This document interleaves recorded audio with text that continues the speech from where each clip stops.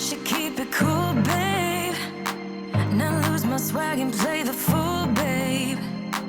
Just play the game and hold on, maybe. But I'm done with the waiting, done with the waiting. I'm done with playing nice. Now look me in the eyes. Tell me, tell me, tell me what you see inside. Not gonna ask you twice. Not looking for your lies. Tell me, do you wanna go? What's kicking, Shark Mates? Vinyl Vixen, Slim Shetty. What's up, guys? Here at Rap Sesh. This week we are going to be doing, it's not the dance time yet. Oh. Wait. This week we are actually going to be doing a stripe kit. We've done a few videos before, so if you want to check those out, make sure to go to our YouTube channel. What car are we wrapping? It is a 392 Dodge Charger. Mopurr. Mopurr? It's a Mopurr. It's a Mopurr. We probably have a Mopurr in here once or twice a week. We do a lot of Mopurrs. A lot of Mopurrs. A lot of times we're doing like the double stripe kit bumper to bumper.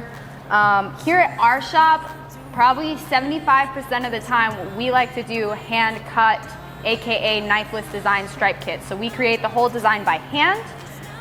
The reason why we do that, because we get more coverage. more coverage, yes. 90% of the time is just more coverage. You're able to go around everything. Sometimes the kits you buy online are cut short and they don't fit properly. There are businesses out there that make stripe kits that you can customize. Super amazing. That are like you can add to them and Eagle stuff. Enterprises. Yeah, Eagle Enterprises. We actually have their cutting program and everything. Yep. So whenever we do like stock graphics and stuff, we pull them from there. Yeah, they're an awesome company. I would recommend them for any kind of stripe kit. Definitely. Yeah. The issue with doing a pre-cut kit is that when you're wrapping complex areas, like say a front bumper or something that curves, like maybe has a hood vent in it. It curves this way and this way. You have a parallel stripe and it makes it go out or it makes it go in, it kind of tapers. So if you don't buy it from a reliable source, there's a possibility that the design and the template isn't set up properly and you're gonna have a hard time making it straight. And it's really hard to do with, like, say you masked a double stripe. Oh yeah. It's so hard to like install over a bumper going with around mask. it. It's almost impossible. Yeah, so it's just a lot easier to get more coverage and get a cleaner install for us to do the hand laid. Mike is really good with knifeless tape. It really just requires math and measurements, so get yourself an Asian if you got one. Calculator. Beep, boop, beep. So some of the things you're going to see us using today, we're working with Avery and Cheetah Wrap film. We have satin black and a gloss carmine red. We created a custom cut 2-color Mopurr graphic that's going across the side of the vehicle. And then Michael's going to be using 3M knifeless tape design line is our favorite one. And your laser, tell them about that. So I use a self-leveling laser that you can buy, you know, from Home Depot or anything like that. They'll use them for construction sites, all that kind of jazz. But and definitely I use a green laser because the red lasers blend in a lot with paint on the cars, so the green lasers stand out a lot more. But I pretty much just set that up right in front of the car. I usually make a couple marks, like say in the hood. We'll make the center. Yeah, the center. And then once I have those center marks, you know, and I make those couple marks, then I can put the laser on those couple marks and it'll set me up for the rest of the bumper. And so that way I don't have to measure every point of the bumper to get my marks straight down.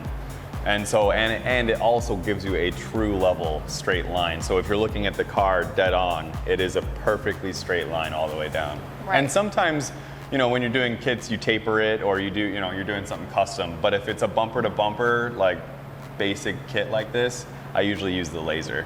Definitely. Works really well. Didn't you just get that on Amazon for like $100 or something? Yeah, it was Amazon. Yeah, you don't have to go crazy expensive on that. So without further ado, let's just like dive in. Dive.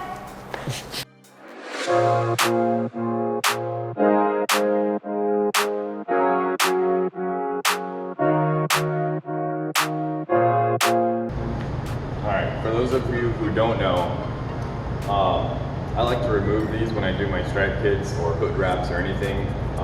We do a lot of Mopurrs for some reason. They come in, I mean, I swear we have one in here once a week at least. So I've gotten really used to their vents and, you know, different things that they have.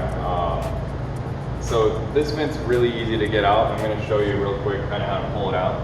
You just need to get something really thin squeegee pry tool, interior pry tool, you know, something that's not gonna hurt the paint in the car.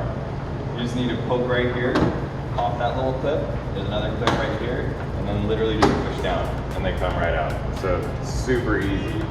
The only thing about these is what happens is sometimes they don't actually bolt in. So sometimes the car when the car's driving around, this vibrates just a slight amount. And what happens over time is it starts to push the vinyl out of the corners. So the way to prevent that is sometimes throwing tape right here, like double-sided tape, banner tape, anything really thin, and you can put it right here on the edge of these sides, and that'll actually stick right down here in these 3 little spots, and that'll kind of prevent it from, you know, shaking side to side or vibrating. So yeah, nice little tip there.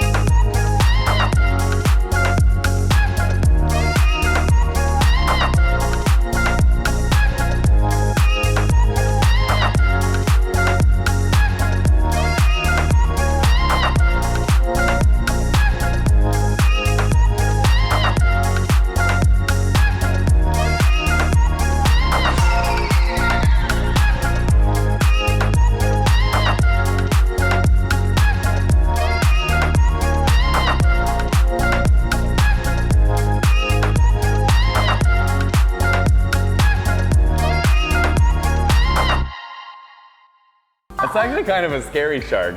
He's like conehead. Thank you guys so much for watching this week. Make sure to keep up with our daily fun on Facebook and Instagram at RapSeshAZ and Final Vixen Raps. We love you to the moon and back, so please make sure to like, comment, and subscribe if you dig the Rap Sesh vibe. See you next week.